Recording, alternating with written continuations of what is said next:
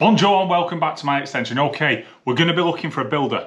Never had a builder before, but this is going to be how I found my builder. The steps that I took, what I did, how I did it, things to look for, tips on how to find a good builder, and what some builders have up their sleeve to sort of get the job and the next job and get the money going up for themselves. So in this video, you'll hopefully find some nuggets of information to help you develop that area, especially if you have no experience in the industry, just like I had. Because I am a person that has never done anything on a building site in my entire life, despite how I look, but it can be incredibly intimidating, unsettling.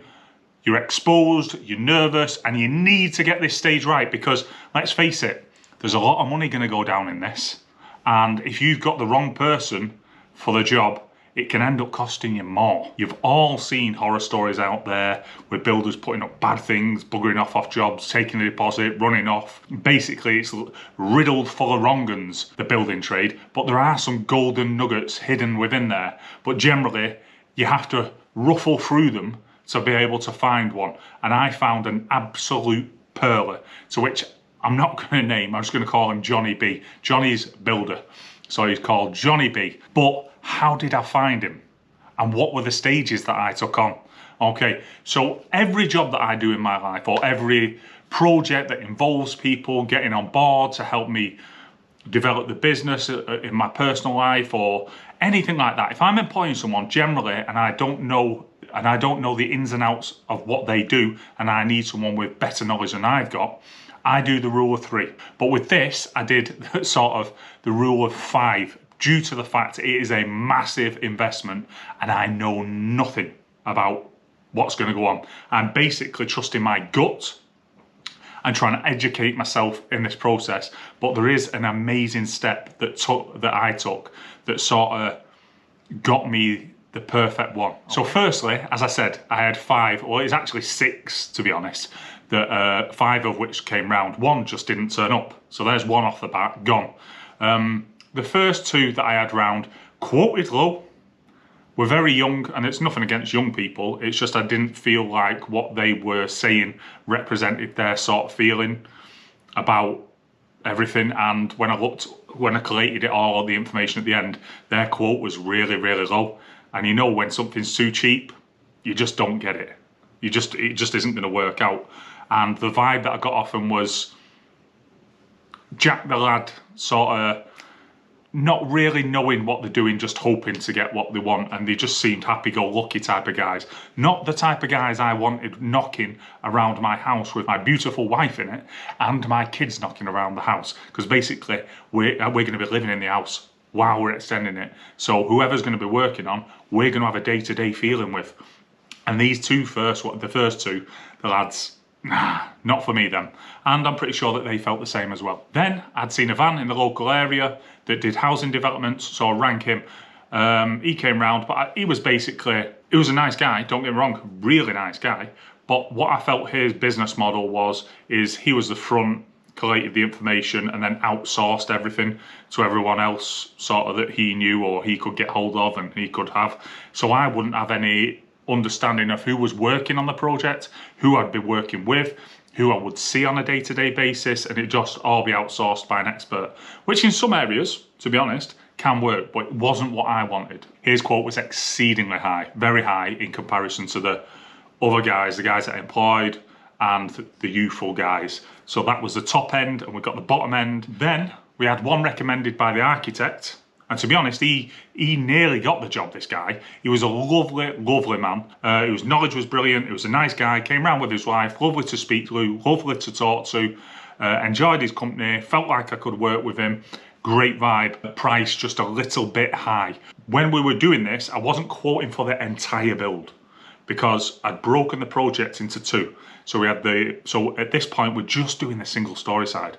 And I felt that that was the best step for me. Sort of test the waters, see whether I like the guys, see whether I want them doing it. Or whereas if I'd opened up a single story and the double story side and made a mistake with a builder, I'm in a special street beginning with S. And that wouldn't have been nice for anybody.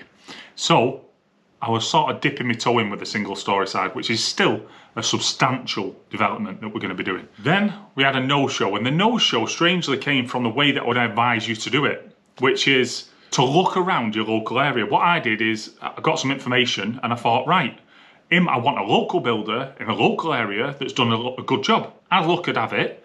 And on the way to the skip, there was a house that was being extended, and I'd watched it. That had a single story, beautiful, peaked roof, windows down the side, exceptional looking property. And I had my eyes on knocking on that door. And my intention was to go round, knock on the door, bum, bum, bum, bum. I love your extension, straight away a compliment, and it's true. I did love the extension. A lady answered the door and she was receptive to that. I then said, would you recommend your builder? Because this way I'm getting an honest opinion of someone that's genuinely had an extension. Not a friend that's had an extension, not somebody that's just saying it for the sake of saying it.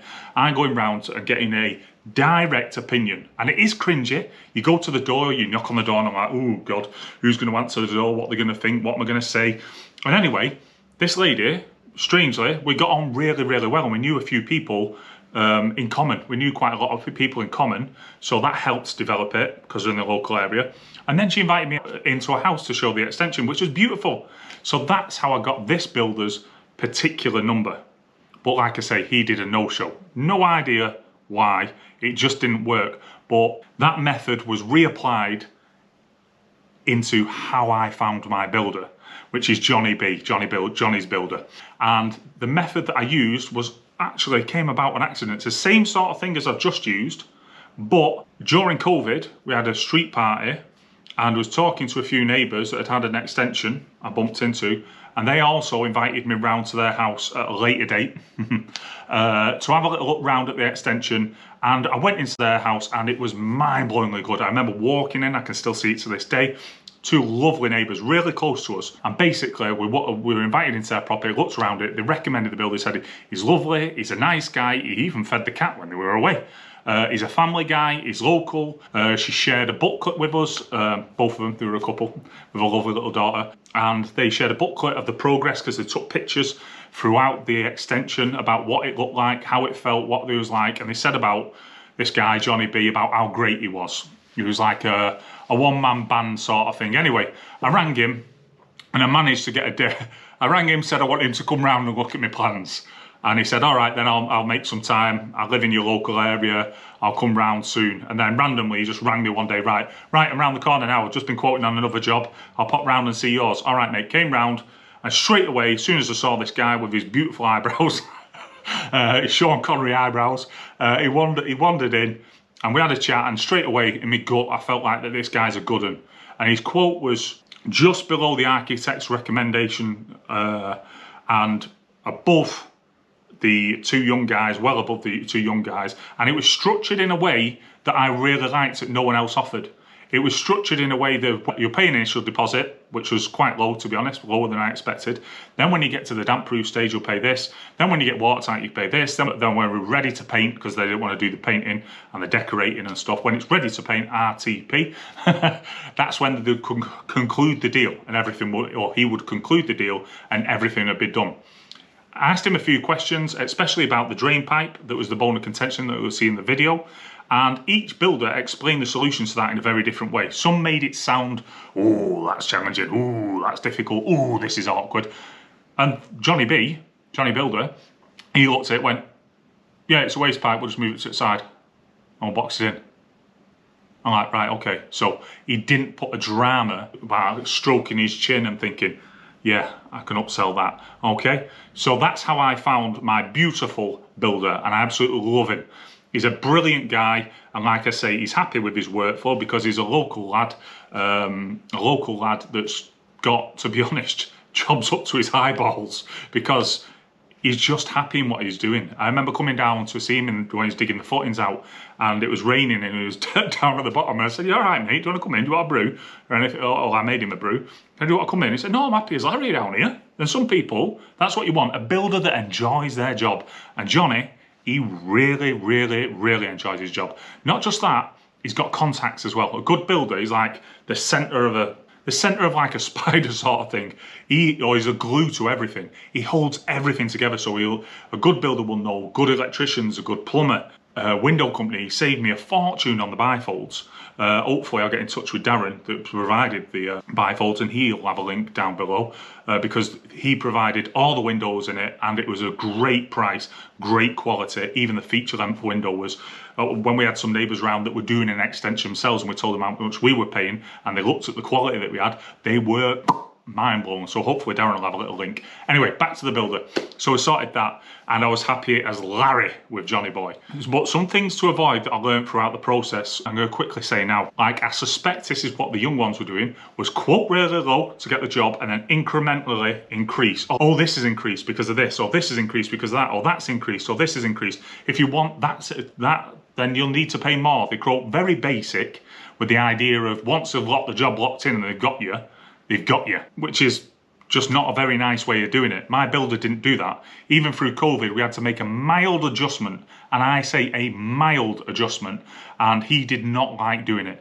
But some exploit you in that manner, and it was regularly heard of. Another thing that some builders do, and I can understand the logic around this, but it's just not fair, is they will start a job, get it to a certain level, say get the concrete footings in, and then they will bugger off.